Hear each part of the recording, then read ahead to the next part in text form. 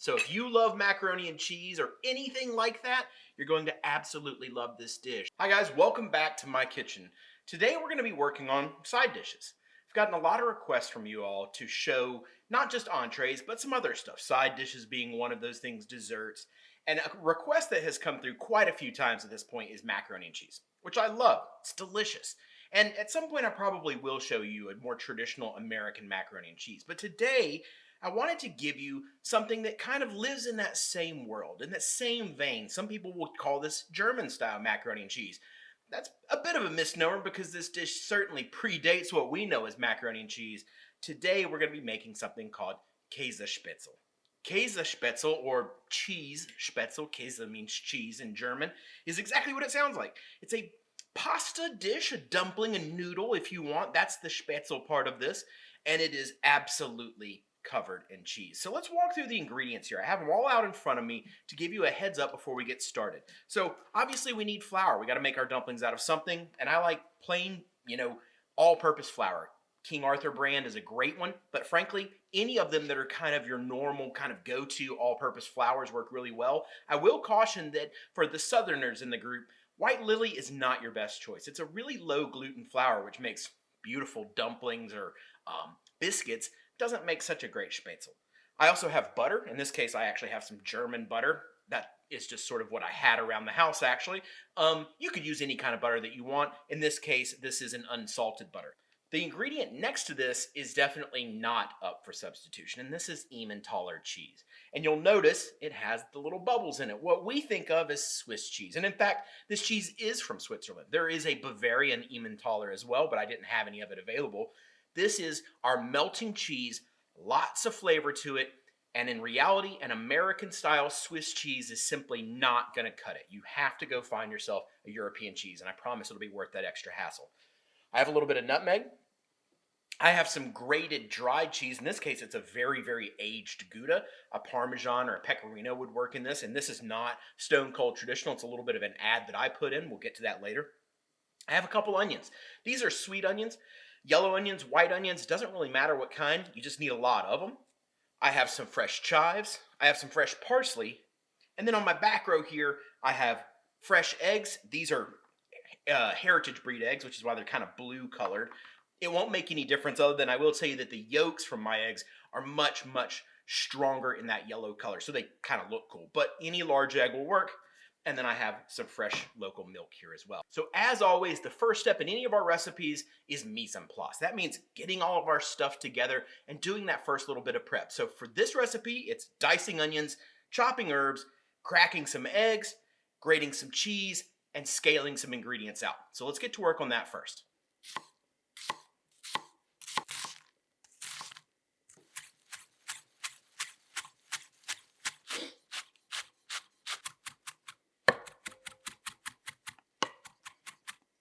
All right, everyone, so we have our onions cut, we have our cheese grated, we have a decent amount of our stuff done. Now, obviously, we have to make the spätzle itself. That's the noodle that is the base to Käsespätzle. So, the way we're going to make that is in our stand mixer. Now, traditionally, this absolutely would be made by hand, and somebody's grandmother would be stirring this in a bowl with a wooden spoon. But I've found that a KitchenAid mixer with a dough hook on it makes this a lot easier because what I want you to do is to mix this dough up, and then I want you to allow it to knead and stretch for 15 to 20 minutes. That really increases the gluten content in it. And when you're making spätzle, it's a balancing act of having enough elasticity so that it has a pleasant chew to it, but you're not making it tough. So without further ado, I think this will make more sense if I just show you how I do it. So inside the bowl of my mixer, I already have 2 cups of flour. That was our all-purpose flour that I showed you earlier. I've just measured it and put it in the bottom of the bowl here. Now, before we start mixing, I want to add a couple other ingredients to it. So let's pop this open, and let's add some salt, kosher salt. Nice big pinch of it. Again, we've measured out my pinch, and that comes out to about 2 teaspoons. So that's what we're going for in here. I also have some ground nutmeg. Now, ground nutmeg is optional, by all means, but I do think it makes for a more well-rounded kind of flavor profile. I have lots here, by the way. What I'm actually going to use is about 1/8 of a teaspoon, which for me is just kind of the end of this fork here. and I'm going to drop that in.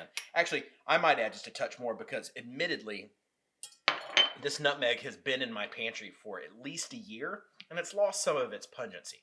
That's another thing to keep in mind, guys. Dried spices don't last forever. I mean, they don't technically go bad, but they lose a lot of their oomph. So in this case, I probably need a little bit more, like a quarter of a teaspoon of nutmeg in this. So that's what I have in the bowl. Now, I have a couple other additions that are very much not traditional, but that I like. The first is some cheese. This is Käsespätzle, and so I like to incorporate a little bit of cheese in the dough as well. This, again, not a traditional step, but one that I find produces a really interesting result. I've sort of taken this from a more traditional German, Swiss, Austrian dish, and I've added this little element that kind of has a bit of an homage to the northern Italian areas, also still full of German immigrants, but this kind of reminds me of a technique they would use. And so I'm going to kick a little bit of that in here. Now, I didn't measure this out, so I'm not going to dump this entire thing in, but what I am eyeballing or shooting for here is about a quarter of a cup of grated cheese. Now, the final thing that I'm going to add before we start talking about the liquid ingredients is herbs. I also apparently found the smallest bowl possible to put my chopped herbs in. Probably could have scaled up on that. This is my parsley and my chives, and it's roughly equal portions of the two of those. And I am going to dump this in. How much is this? Well, it's a very, very full container here, but in reality, it's about 3/4 of a cup. Now, the herbs in this are going to do a couple things. One, they just look cool. They may have it kind of green flecks in it, which are really just nice looking. But the more important thing is that the chive is going to bolster that onion flavor that we're adding to the dish. And the parsley, everybody thinks parsley has no flavor.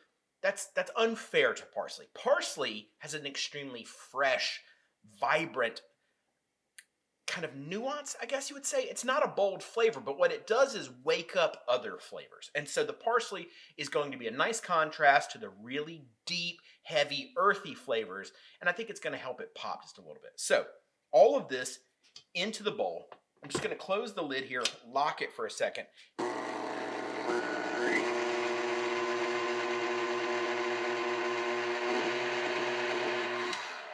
And that's just a quick stir, really just to mix up the ingredients here for a moment. We're not going full tilt just yet. I just wanted to mix everything together. I'll take my little fork that I have here and just make sure that I have a nice well in the center of this so that I have somewhere for all of these wet ingredients to land. So, speaking of wet ingredients, here's what I have. A half a cup of milk, and then I have 4 eggs. Now, I want to whisk these eggs up. I don't have to go crazy, by the way. That's why I'm using a fork and not a whisk here.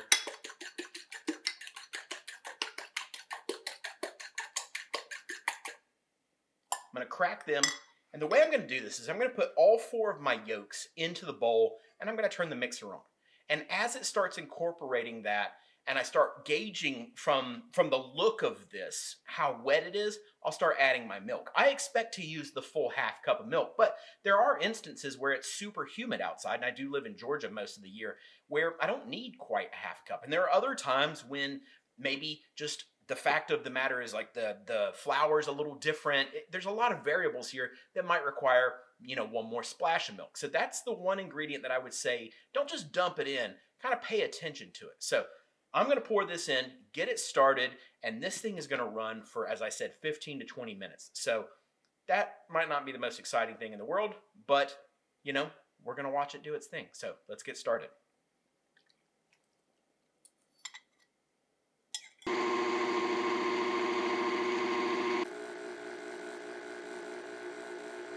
Okay, so our dough for our spätzle is ready.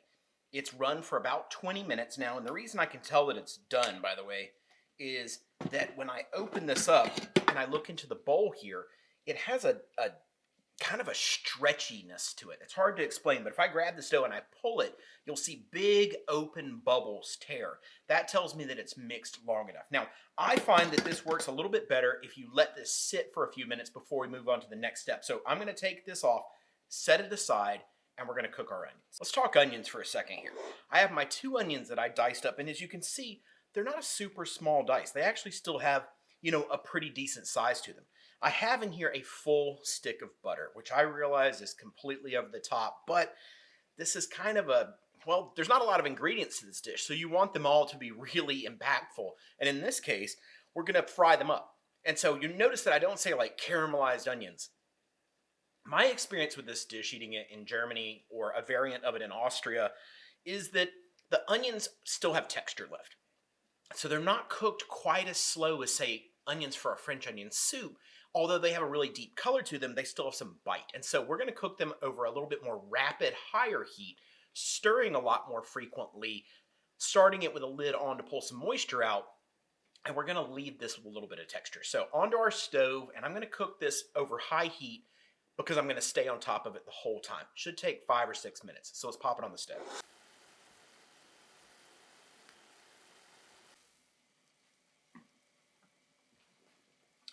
So guys, I have my onions done. These are my fried onions. So they're nice, deep color to them, but they also still have really nice big pieces and a lot of texture. And that's what we're looking for. I'm going to add one more ingredient to this, and this is a total, like, if you don't have it, don't sweat it. This is Kräuterlinge. This is a German dried herb mix that, to me, just tastes fantastic. I think it's dill and parsley and maybe chives in here as well. I like it in a lot of salads and stuff, but it's totally a cheater move, but fantastic. So I'm going to add a nice big sprinkle of that. Again, if you don't have it, don't sweat it. I'm using this in lieu of salt because this stuff's got loads and loads of salt in it. It also probably has some MSG in it, and it certainly boosts the savory flavor of the onion. So I'm just giving that a stir through. I'm going to set this over here to the side as well. I have my pot of water boiling for the Spätzle, so I'm going to pull it to the front burner, and I'm going to grab something that's going to make this a lot easier. So to make this Spätzle, we have a couple different ways of shaping it, and I've done just about every one of these. The super old school method is actually onto kind of a board, a Spätzle board, and you kick off little pieces with the end of a knife or just kind of a flat, palette knife spatula. It's hard. The other option, and you see this a lot in restaurants that don't make it regularly, is to use something perforated, like a hotel pan that has holes in it, or a colander, and then push it through. Also, not the easiest thing in the world, but I've done loads of it. However, I now own a handy-dandy, made-in-Germany Spätzle press.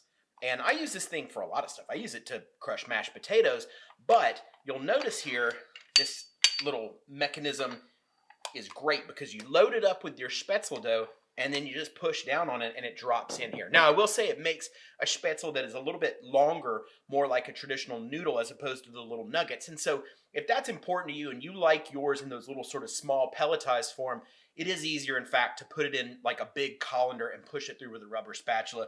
But I like to make short order of mine. And actually, when I make Käsespätzle, because it's layered more like a casserole, I actually think the long ones work a little bit better. So, pot of boiling water here, up to a hard rolling boil. We'll add one big kind of quarter of a cup almost of salt to this so it's nice and seasoned. And then I'm going to load up my Spätzle press and we're going to crank these out. I also, by the way, have a bowl of ice water so that when they float to the surface, I can scoop them out and throw them in here to stop the cooking process immediately. So let's move the camera so you guys have a little bit better look at it, and I'll get started.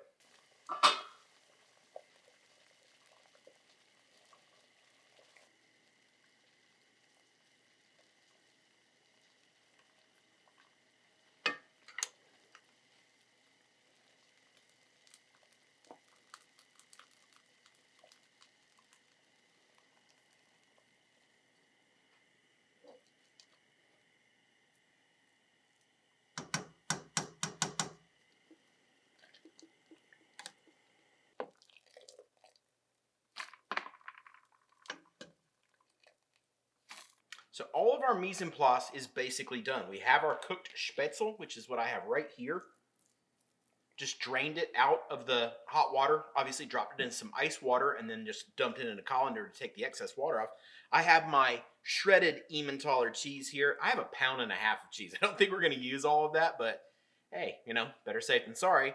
And then I have my pan of my caramelized or fried onions. So let's start. This is all about the layering, and it begins with the Spätzle on the bottom.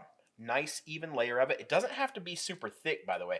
I'd rather have lots of layers than have layers that are too thick. So, nice, even layer of Spätzle.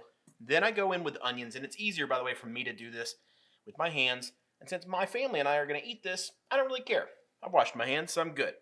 But I like a nice, generous amount of onions in there. I also feel like it's always a good idea to hit each layer with a little sprinkle of salt, not too much, and then a generous amount of Emmentaler, basically completely covering it. It's almost like another layer of noodles at this point, is how thick it looks. And then let's repeat the process. Let's just keep building. So this is the idea, over and over and over again. This isn't like American macaroni and cheese where we have this wet, creamy sauce that holds everything together. This is one where we're going to get that, I don't know, that like glorious stretch effect when we go to spoon this out. It's going to be nice, ropey pieces of cheese here. Back with some more onions.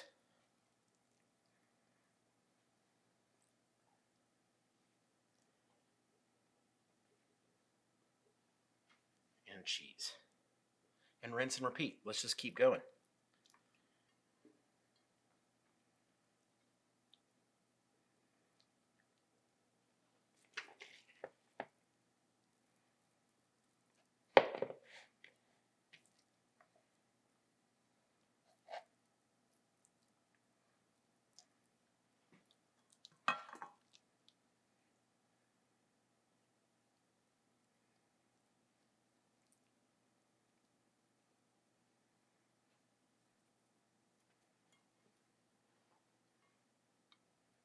One more sprinkle of salt, and then our final layer of cheese here.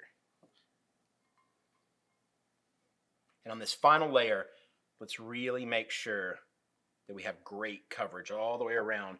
I don't care if it's hanging off the side a little bit. That doesn't bother me. I'm going to put a sheet tray under this when I pop it in the oven. And if I get a little bit of cheese around the edges that kind of browns, then the more, the merrier. Speaking of, the oven that I have ready right now, I should say, is at 375 degrees Fahrenheit. I have the convection fan on it as well. If you don't have a convection oven, let's go with a 400 degree oven preheated setting for this, because I want to bake this thing until it is bubbly, brown across the top, and then I'll pull it out and I'll show you the final garnish to it. So let's grab it and pop it in the oven. All right, guys, this is it. This is our Käsespätzle out of the oven. Looks beautiful. All I've done to finish this dish up is I've topped it with the remaining caramelized onions we had, which is probably, one more big spoonful, and then just another little sprinkle of chives because it looks nice. Let's give this thing, let's spoon into it and see what it looks like here. Yes. That, my friends, is cheesy, cheesy goodness. And that is what makes this dish special. So if you love macaroni and cheese or anything like that, you're going to absolutely love this dish. And it's very doable at home with basic ingredients and probably one little trip to the store to find yourself some better cheese. So come back, see me again next time. We'll make something different. Until then, y'all take care.